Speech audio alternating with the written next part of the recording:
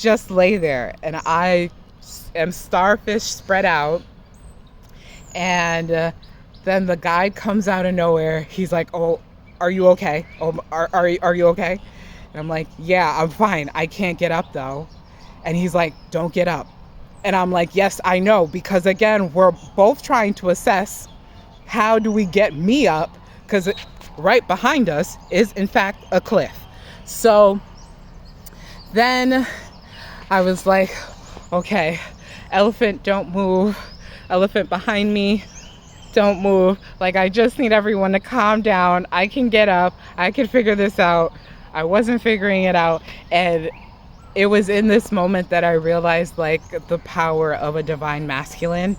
And this man came through, and he assessed the situation so fast, and he said, "Okay, don't move. Here's what you're going to do to get down." Because he knew he couldn't help me stand up because the ground was so uneven. And again, I'm on the side of a cliff. So like, this is the hill. I'm like hugging the side of the hill.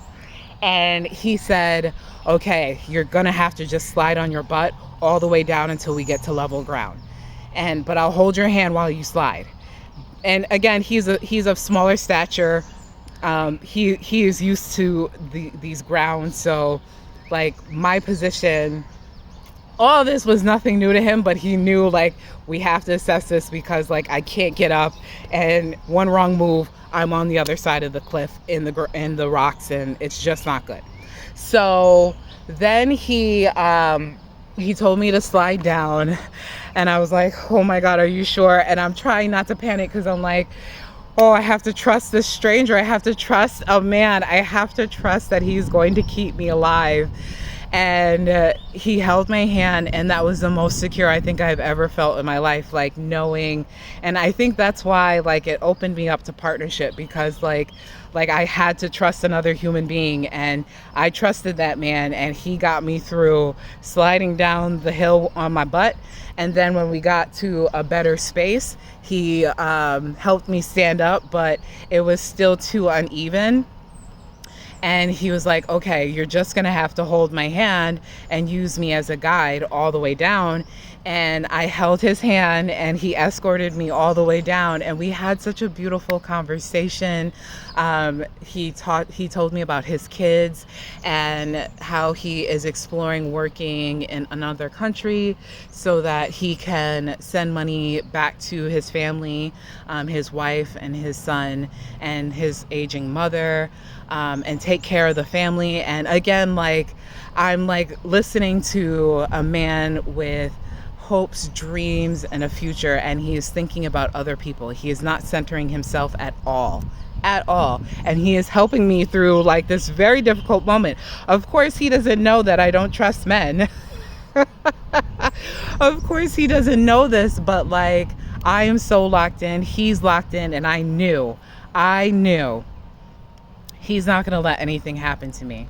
And like, even as I was walking down the hill more, like, it was still bumpy, and I still was shaky, and it was still uneven, like just feeling like the way, and he was a small man, but the way his arm was so steady, we were like locked in hand, but his arm was so steady. So like, I was able to balance myself as I'm going through the muddy path, because again, 40 people have already walked through this path, and it's so like, it's soupy now. It's soupy.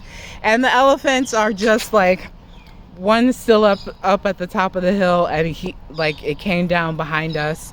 And the matriarch the matriarch never comes up the hill, but she came up the hill to visit. And the way I literally bowed to her and the other elephant man, oh my gosh, like, that's when people look at me and they're like, "Oh gosh, she seems different." I am different. Like, I had an experience that triggered my awakening, and I thought I was awake before.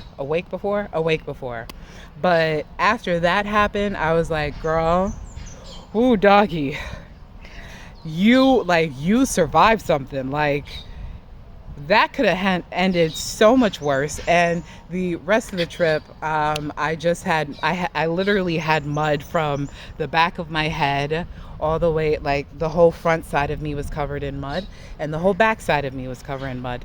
Mind you, no one else was covered in mud except the elephants, because they came down and they were rolling in the mud, and obviously mud is used to cool. And then it started raining and we were in the so I made it down, and with the funny part, like the tour guide was asking me why I wasn't talking to anybody, and I flat out said I don't like, not even a little bit. And he laughed because he was like, yeah, they're not too bad. And I'm like, yes they are, and then again, like, it was so strange because like I came to Thailand to figure out how to put the sword down and surrender, right? And to figure out my feelings towards masculine energy. And in that moment, I had a perfect example of what men do when they're living in their purpose, right? When they have something to live for, when they aren't adhering to the patriarchy. They're playing by their own rules because they know out in nature it is us, it is all of us, and the nature around us.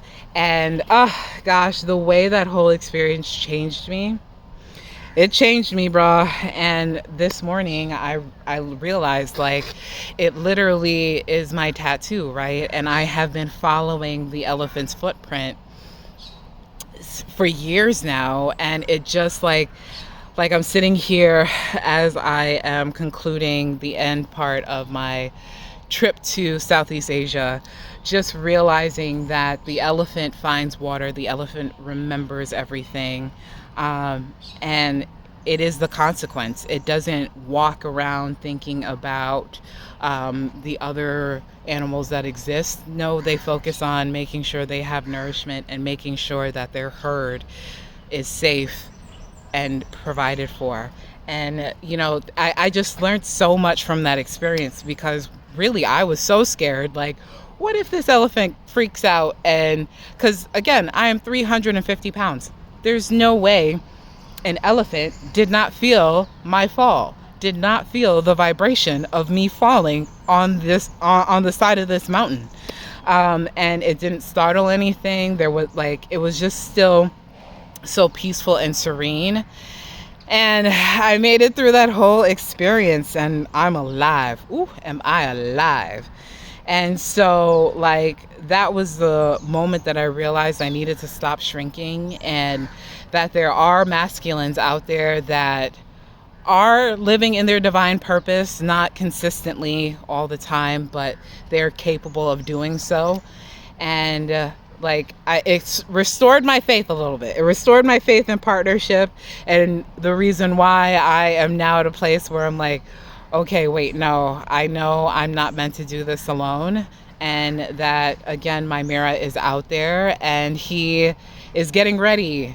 He's getting ready to be a part of my empire, because this Empress is not here to play. I have the vision and the way I'm ready to change the world. And I was blessed by the elephants of Thailand. I was blessed by them. Again, a really beautiful experience. So I had to share the story because, again, there will be a day when I don't remember it. But it's a day I hope I never forget. Okay, so that was my story time. That was my story time. And you want to know the funny, odd part? Months later, in December, when I was unhoused during that or homeless for that short period of time because I ran out of money, I met two of the people that were on the excursion with me, and I didn't actually meet them because I didn't talk to anybody, but they saw me. They were staring at me like they knew me, and I'm staring back at them. And then the ancestors dropped the download like, oh no, remember you met those people way back in September. And it all just clicked. So The way I know I'm currently living in my divine purpose,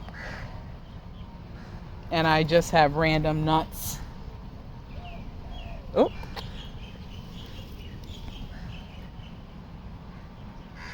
a random nut just came out of nowhere and hit me. Um, oh, I think it's a seed. Anyway, all I know is that the way I no longer need anyone's validation because I am I am literally playing in a different game, a different realm, a different level than most people are playing and are willing to play. And throughout my trip, I have just seen the elephant footprint everywhere, right?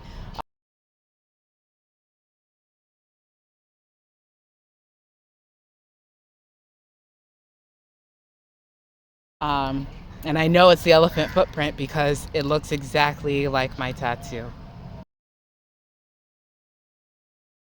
Exactly like my tattoo. In different forms, but exactly like my tattoo. So yeah, when I tell y'all I trust and believe in my ancestral team more than I think I believe in any living person, I mean it wholeheartedly with my whole chest, my whole heart, my whole mind, all the chakras, all that. Confirmation. Confirmation. I could not have timed that. I could not have timed that.